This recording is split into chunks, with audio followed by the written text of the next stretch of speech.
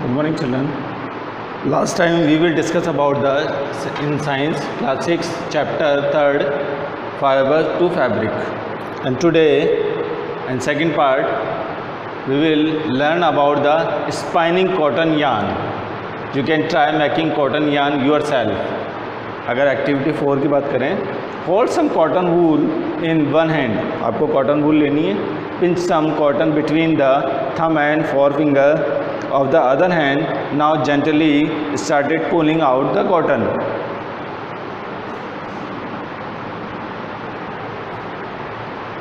While continuously twisting the fiber, are you able to make a yarn?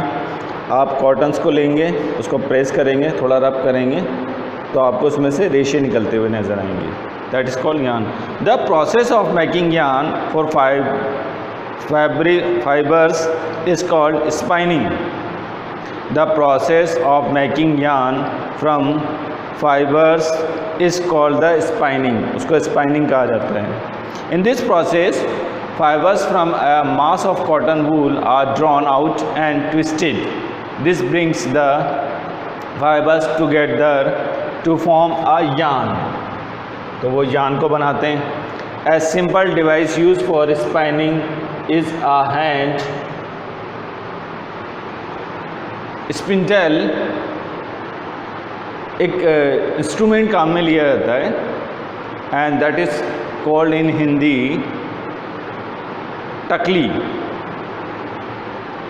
Another hand operated device used for spinning is charkha. The two devices there. The first device is called the spinning is takli, and second operated device is called the charkha. Use of charkha was popularized by Mahatma Gandhi. चरखे को किसने famous किया था? Mahatma Gandhi. As part of the independence movement, encourage people to wear cotton made of homespun yarn termed as khadi. चरखे से जो cloth develop होता है that is called the khadi, उसको हम खादी कहते हैं. And shun imported cloth made in the mills of Britain. उस टाइम ड्यूरेशंस में अगर इंडिपेंडेंस मूवमेंट्स की बात करें तो उस टाइम पे जो है वो इंपोर्ट होता था, एक्सपोर्ट होता था ब्रिटेन में, और वहाँ से कपड़ा बन के आता था. To popularized and promoted khadi the government of India. अगर इंडिया की बात करें तो खादी को जो प्रमोट करता है इंडिया में कौन सी ऑर्गेनाइजेशन है? Government of India. Government of India constituted a body called, government of India ने एक बॉडी जनरेट की. इस मीन्स एक इंस्टीट्यूशन बनाया है जो ऑटोनोमस बॉडी है, और उसका जो नाम दिया है, उस डिपार्टमेंट का जो नाम है that is khadi and village industry commission.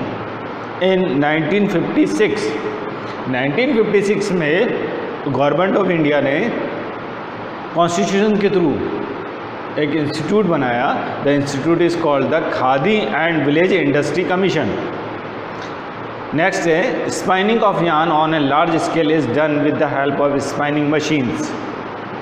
Recently कुछ सालों के अंदर, कुछ ईयर्स में, अब जो है स्पाइनिंग का जो वर्क है वो हैंडमेड नहीं रहा और मशीन्स यूज़ में आने लगी. After spinning yarns are use for making fabrics, और अब फैब्रिक्स जो है मशीनों के थ्रू बनने लग गए हैं.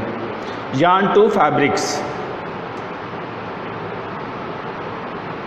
There are many ways by which fabrics are made from yarns.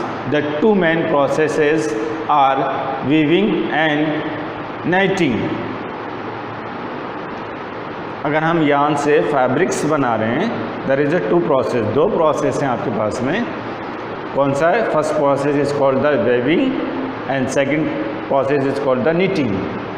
The first process weaving. Fabric is made up of two sets of yarns arranged together.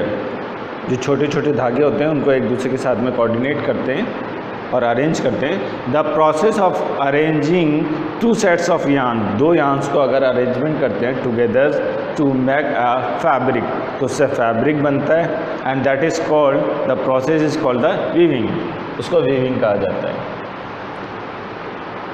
आपने दो धागे ले लिए, दो को एक दूसरे के साथ एडजस्ट करके अरेंजमेंट किया, and this arrangement is called the weaving. वो अरेंजमेंट क्या कहलाता है आपका? वेविंग।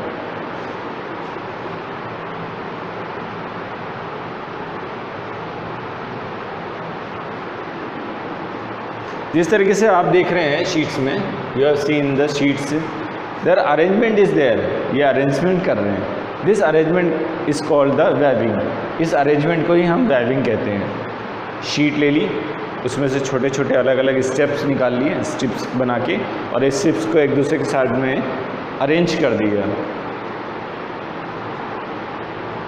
इसी तरीके से आपने घर के अंदर देखा होगा कि मम्मा स्वेटर वगैरह अगर बनाती है तो दे आर डूइंग अरेंजमेंट, वो अरेंज करती है, that is called the weaving, उसको वेविंग कहा जाता है।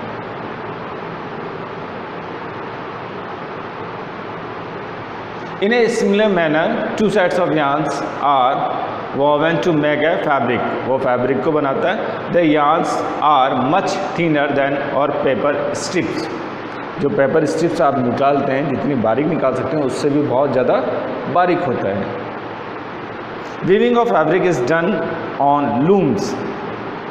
वीविंग के थ्रू जो फैब्रिक जनरेट होता है, वो जिस पे जनरेट होता है, the machine is called the looms. उस मशीन्स को क्या क्या कहता है? Looms. You have seen in this picture, this is a loom. The looms are either hand operated और पावर ऑपरेटेड। दो तरीके की लूम्स होती है। The first loom is called the hand operated looms and second is called the power operated looms. Power operated means machines. Next process is knitting.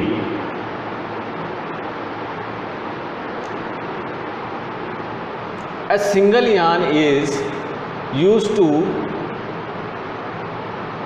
make a piece of fabrics. A single yarn gets pulled out continuously as the fabric gets unraveled. Socks and many other clothing items are made of knitting fibers. आप जैसे मम्मा को देखते हैं sweater बनाते हुए, वो उसको arrangement करती हुई जाती है।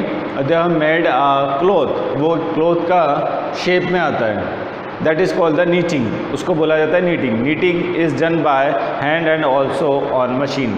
नीटिंग का जो प्रोसेस है वो भी दो तरीके से ऑपरेट किया जाता है। फर्स्ट है handmade and second is machines.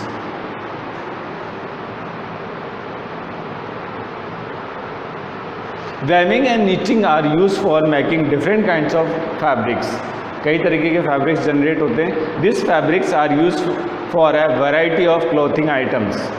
और इसी तरीके से क्लोथ के जो आइटम्स हैं वो अलग अलग डिफरेंट तरीके के हमको मिलते हैं। अब बात करते हैं next, history of clothing material. जो मटेरियल हम देख रहे हैं उसकी हिस्ट्री क्या है?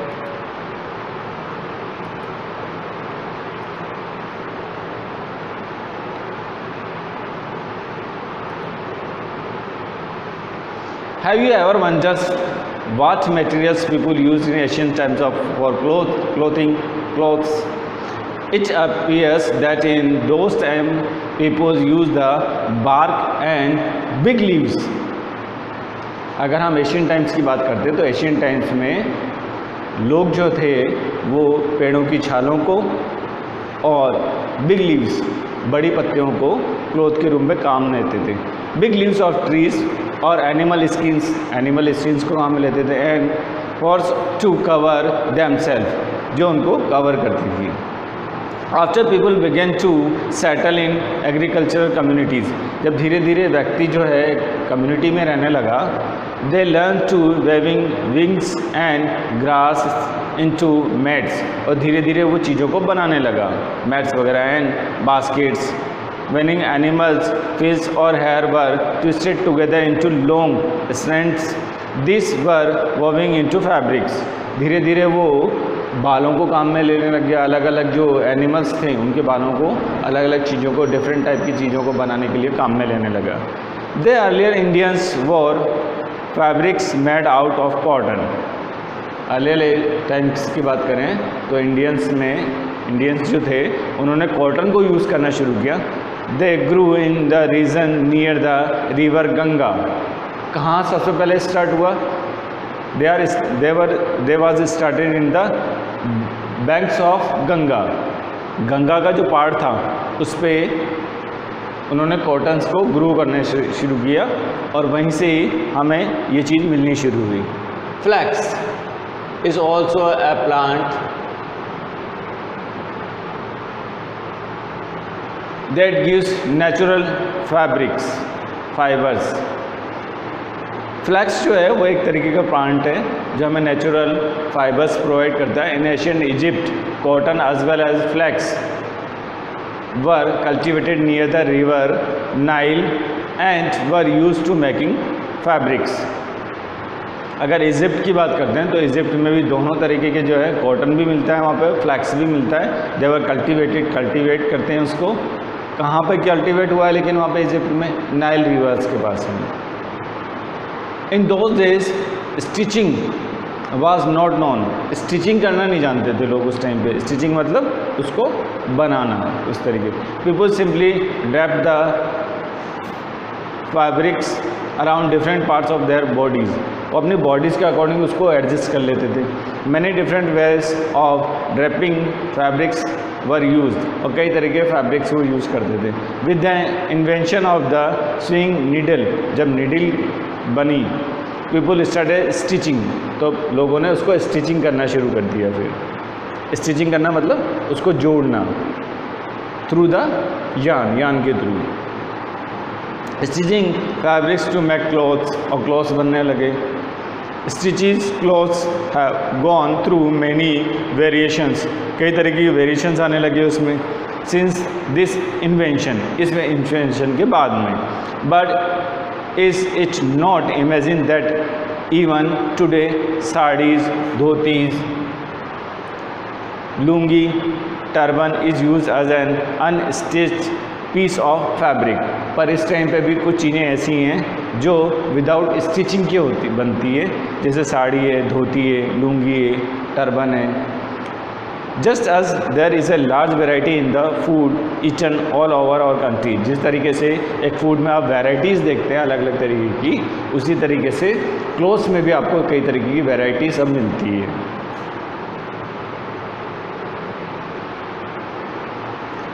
अब बात करते हैं process. What is the process of this?